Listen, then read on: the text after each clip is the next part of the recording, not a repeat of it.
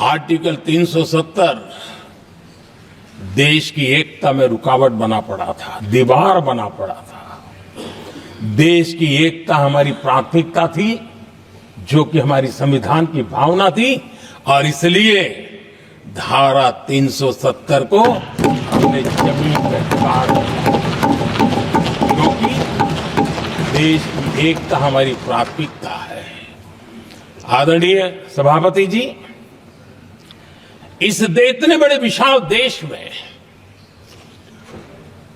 अगर आर्थिक रूप से हमें आगे बढ़ना है, हमारी व्यवस्थाओं को और विश्व को भी निवेश के लिए आना है, तो भारत में अनुकूल व्यवस्थाएं चाहिए। और उसी में से हमारे देश में एक लंबे अरसे तक जीएसटी को लेकर के चर्चा चलती रही।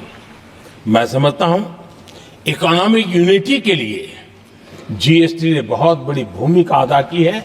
उस समय पहले की सरकार का भी कुछ योगदान है। वर्तमान समय में हमको इसको आगे बढ़ाने का अवसर मिला और हमने इसको किया, और वो भी वन नेशन वन टैक्स उस भूमिका को आगे बढ़ा रहा है। आदरणीय सभापति जी, हमारे देश में राशन कार्ड गरीब के लिए बहुत बड़ी मूल्यवान दस्तावेज रहा है, लेकिन गरीब अगर एक राज्य से दूसरे राज्य जाता था तो गरीब कुछ भी उसके प्राप्त करने का हकदार नहीं बनता था। इतना बड़ा देश पर उसका किसी भी कोने में जाए उसका उतना ही अधिकार है। एकता के उस भाव को मजबूत करने के लिए हमने one nation one ration card की बात को मजबूत किया।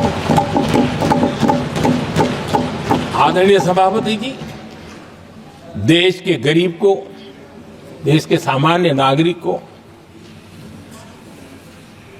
अगर मुफ्त में इलाज मिले तो गरीबी से लड़ने की उसकी ताकत अनेक गुना बढ़ जाती है।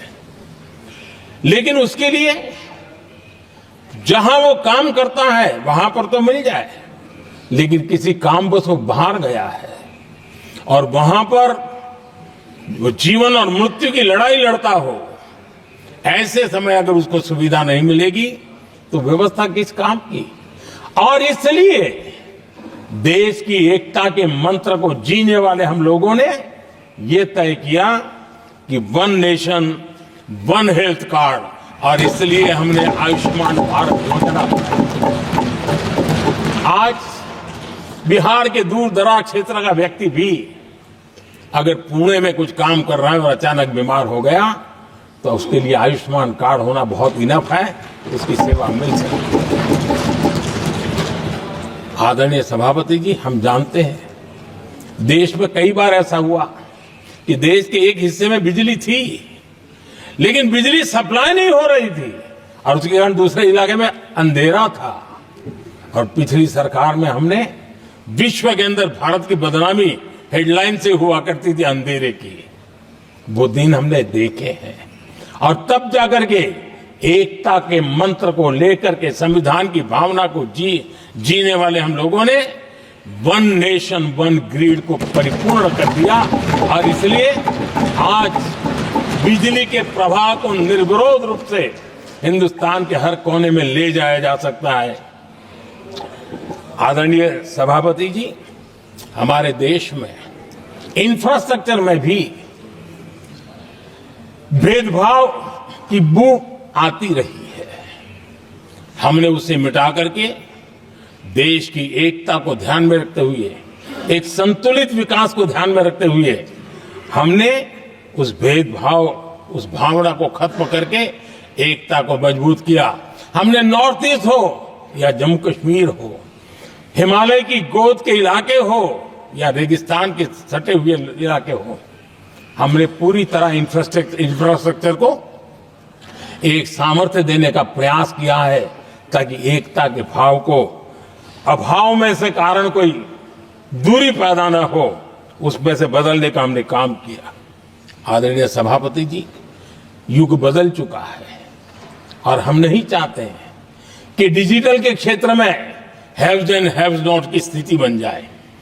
देश के लिए समान रूप से, और इसलिए दुनिया के अंदर बड़े गर्व के साथ हम कहते हैं कि भारत का जो डिजिटल इंडिया की जो सक्सेस स्टोरी है उसका एक कारण है हमने टेक्नोलॉजी को डेमोक्रेटाइज करने का प्रयास किया है और उसी का भाग है ये हमारे संविधान निर्माताओं ने हमें दिशा दिखाई है कि हमने ऑप्टिकल फाइबर हिंदुस्तान की हर पंचायतों तक ले जाने का प्रयास किया है ताकि भारत की एकता को मजबूती देने में हमें ताकत मिले। आदरणीय सभापति जी, हमारा संविधान की अपेक्षा है एकता की और इसी को ध्यान में रखते हुए हमने मातृभाषा के महात्म्य को स्वीकारा है।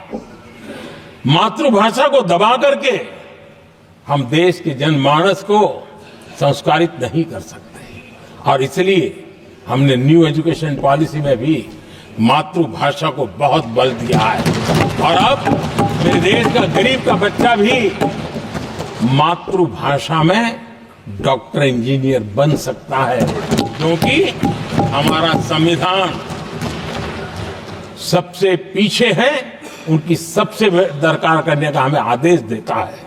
इतना ही नहीं, हमने क्लासिकल लैंग्वेज की दिशा में भी कई लैंग्वेजेस जो जिनका हक बनता था उनको हमने उस स्थान पर रख करके हमने उनका सम्मान किया था।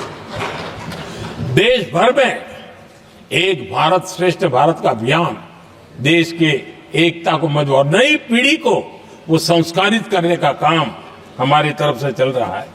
आदरणीय सभापति जी, काशी तमिल संगमम और तेलुगु काशी संगमम ये आज एक बहुत बड़ा इंस्टीट्यूशनलाइज हुआ है और समाज के निकटता को मजबूती देने का एक सांस्कृतिक प्रयास भी हमारा चलता रहा है क्योंकि उसका कारण यही है कि संविधान की मूल धारा में भारत की एकता का महात्म्य स्वीकार किया गया है और उसको हमें बल देना चाहिए।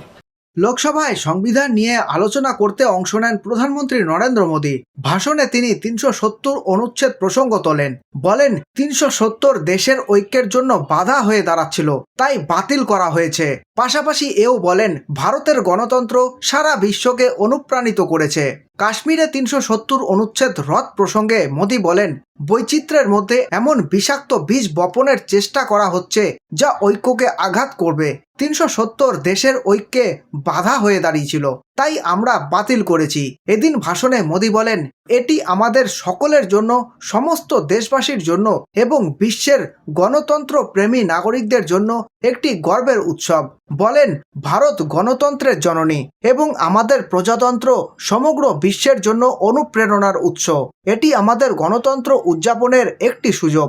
ভারতের নাগরিক প্রতিটি পরীক্ষায় উত্তীর্ণ হয়েছে এবং আমাদের গণতন্ত্রের সাফল্যের ভিত্তি হয়েছে। তিনি লোকসভায় রাজর্ষি পুরুষোত্তম দাস ট্যান্ডন এবং বাবা সাহেব আম্বেদকরের অবদানকে স্মরণ করেছেন।